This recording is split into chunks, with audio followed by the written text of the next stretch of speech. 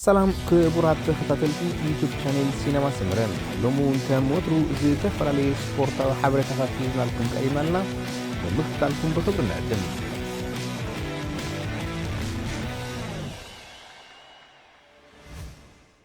ጀርመናዊት ክለብ ቦሩሲያ ዶርትሙንድ ኣብዛ ዝተዛዘመት ዓመት ብሉጽ ምንቅስቓስ ኣብ ቡንደስሊጋ ዘርኣዩ ጽምዲ ተጻወቲ ጀርመናዊ ተጻዋታይ ክለብ ባየር ሌቨርኩሰን ጁሊያን ብራንድትን ቤልጂማዊ ተጻዋታይ ቦሩሲያ ሞንሸንግላድባች ቶርጋን ሃዛርድን ኣፈሪማላ።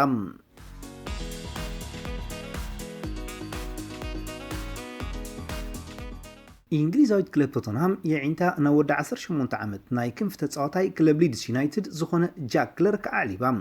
እዚ ተጻዋታይ ኣቐዲማ ኣብ ጥሪ ክሪስታል ፓላስ ዓይና ኣውዲቓትሉ ብምንባራ ዝዝከር ኮይኑ ኣርሰናል እውን ከም እትደልዮ እቲ ምንጪ ወሲኹ ይጠቅስ። ኣሰልጣኒ ቶተንሃም ማውሪሲዮ ፖቼቲኖ ድማ 10 ሚልዮን ፓውንድ ብምኽፋል ዋንነቱ ክገብሮ ድሉው ምህላው እቲ ምንጪ ወሲኹ የረድም።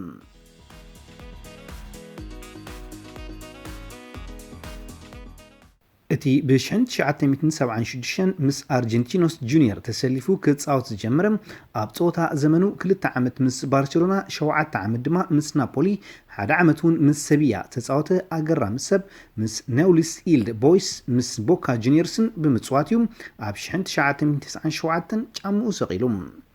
ብዙሓት ኣፍቀርቲ ኩዕሶ እግሪ ንጉስ ኩዕሶ ምዃኖም ክሰማምዑ ከለዉ እቶም ብኢዱ ሾቶ ዘመዝገበሎም እንግሊዛውያን ግን ይነጽግዎም።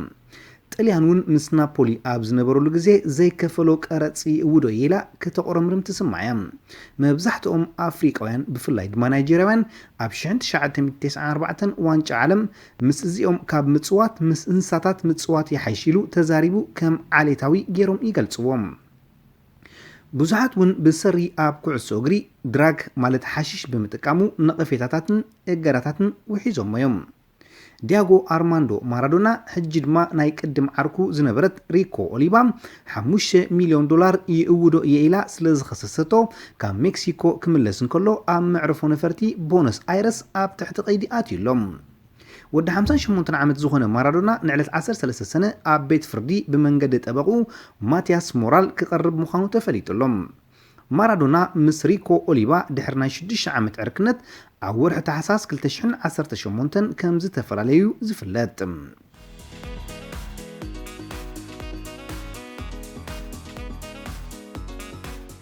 ውሒድና ደኣምበር ጋንታታት ንጸለምቲ ኣሰልጠንቲ ቀልጢፈን ስለ ዝሰጓና ኣይኮነን ክብል ክሪስ ፓውል ተዛሪቦም።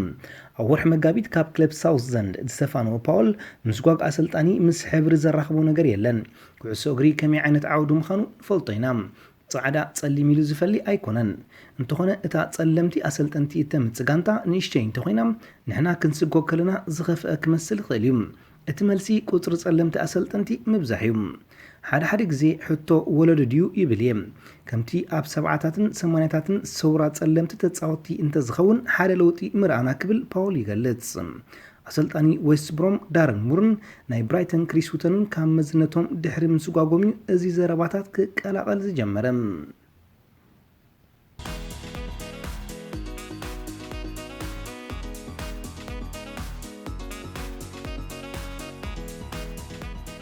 በዓልቲ ቤት እቲ ብወቕዕ ልቢ ኣብ ሆስፒታል ዝቐነየ ስፓኛዊ ሓላዊ ልዳት ፖርቶ ኢከር ካሲያስ ናይ ማህፀን መንሽሮ ከም ዘጋጠማ ገሊጻ።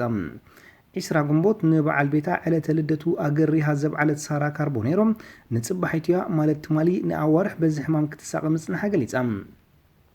ስድራይ እቲ ቀዳማይ ስምባደከ ይወጻልና ህይወት ካልእ ሕማቕ ሃንደበት ሒዛትልና ጸኒሓ። ሕጂ ግን ኣነ ቅድሚ ቁርብ መዓልታት ኣብ ዝገበርኮ ምርመራ ናይ ማህፀን መንሽሮ ከም ዘለን ተነጊረ ክትብልያ ምስ ካሲያስ 2 ውሉድ ዝፈረየት ሳራ ካርቦኔሮ ገሊጻ። ሳራ ኣብ ጽቡቕ ኩነታት ምህላዋ ብምግላጽ ኣብ ጎና ደው ንዝበሉ መሳርሕታን ስድራን ኣመስጊና።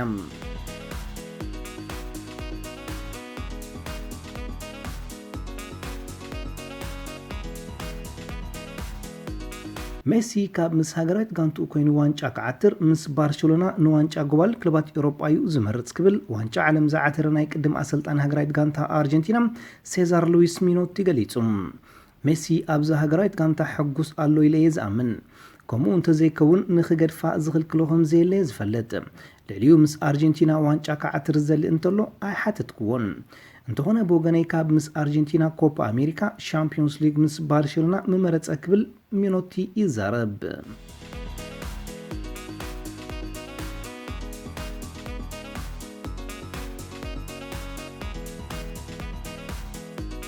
ተወላዲ ቼክ ሪፐብሊክ ዝኾነ ሓላዊ ውልዳት ክለብ ኣርሰናል ፒተር ቼክ ከም ዳይሬክተር ስፖርት ኮይኑ ንኸዓይ ናብ ናይ ቅድም ክለቡ ቸልሲ ክምለስ እዩ።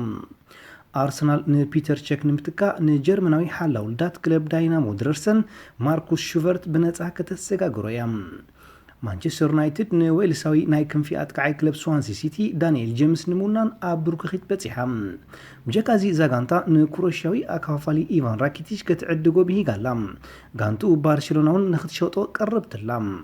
ምስ ማንቸስተር ዩናይትድ ንዘለዎ ውዕል ኣብ ዝመፅእ ዓመት ስፖርት ዛዝም ስፓኛዊ ሓላዊ ውልዳት ክለብ ማንቸስተር ዩናይትድ ዴቪድ ዲሃያ ብክለቡ ንዝቐረበሉ ውዕል ናይ ምንዋሕ ጠለብ ዳግማይ ተሓሲምዎሎም።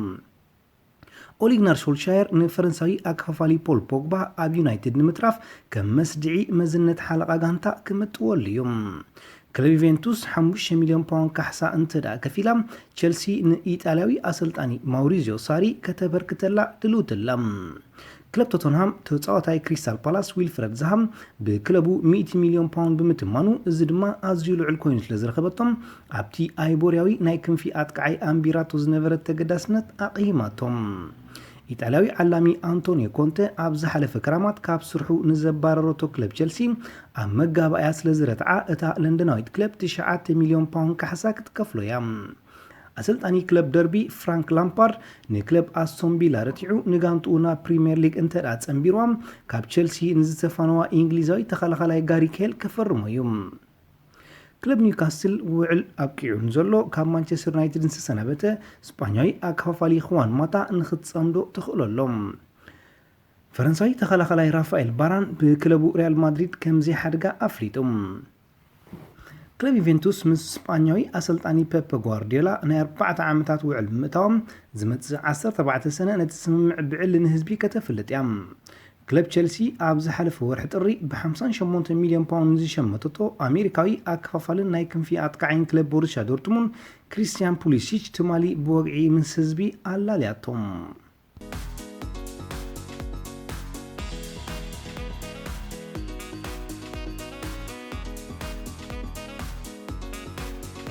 ዝኸበርኩም ተኸታተልቲ ዩቲዩብ ቻናል ሲነማ ሰመረም ንምክታልኩም እናመስገና ንሎም መዓልቲ ኣዳሊናልኩም ዝነበርና ስፖርታዊ ትሕዝቶታት ኣብዛዚምና ኣለና።